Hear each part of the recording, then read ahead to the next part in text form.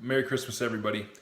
And as I'm sitting here getting ready for the week, I just wanted to take a couple minutes to just give you a couple suggestions that we're going to do the best we can to make sure we do as we roll into 2017. And really, two things if you want to make 2017 better than 2016 or move in the right direction.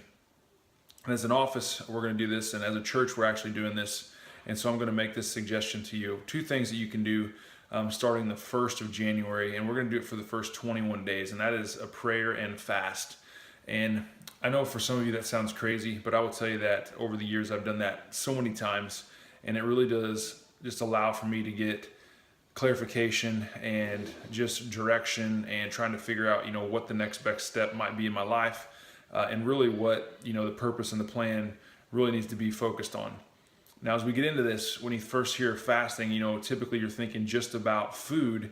And I'm going to actually encourage you to try to pay attention over the next week to figure out what area in your life you may need to fast in the most. And what I mean by that is just trying to figure out if there's a certain area in your life that has the biggest grip on you, that might be affecting you the most.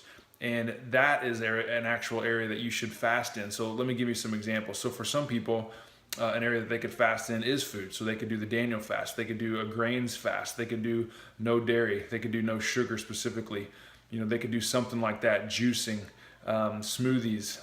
Those are all different types of nutritional fasts. Now, there's also intermittent fasting, where you're only going to fast for certain times during the day. So maybe you're only going to eat from 12 to 8, or you're only going to eat from 2 to 6. And in that same time frame, you're going to eat the same amounts of food, but just not as often. Now, a completely different type of fast is just in an area of your life that you need to shape up. So for some people, a Facebook fast might be great. Some other type of technology fast, potentially even a news fast, or making sure that you're not watching as much TV, or making sure you're not spending as much time on your phone. Another area that you could fast in is just making sure that you clear your mind each day. Taking time for yourself to focus on what you really feel you need to be doing in this next year. So what we're going to do as an office is this. For the first 21 days, we're going to do our best to figure out what area in our life we need to fast from. And anytime we want to reach for that or go for that, we're going to pray. And we're going to just pray about, what the Lord may have planned for us this next year, what we need to focus on, maybe some simplification, maybe some efficiency.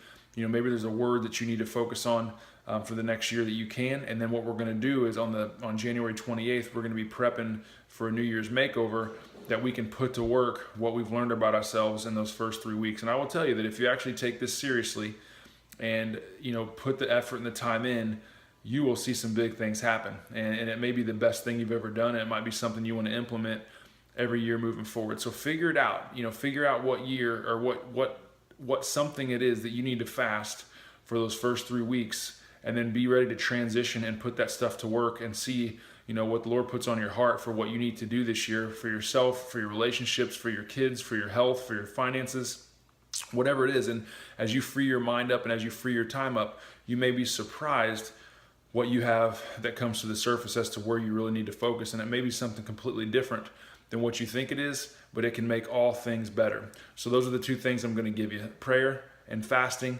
and add that to some goals and some action steps. And 2017 could be the best year you've had in a long time. Let's make it happen.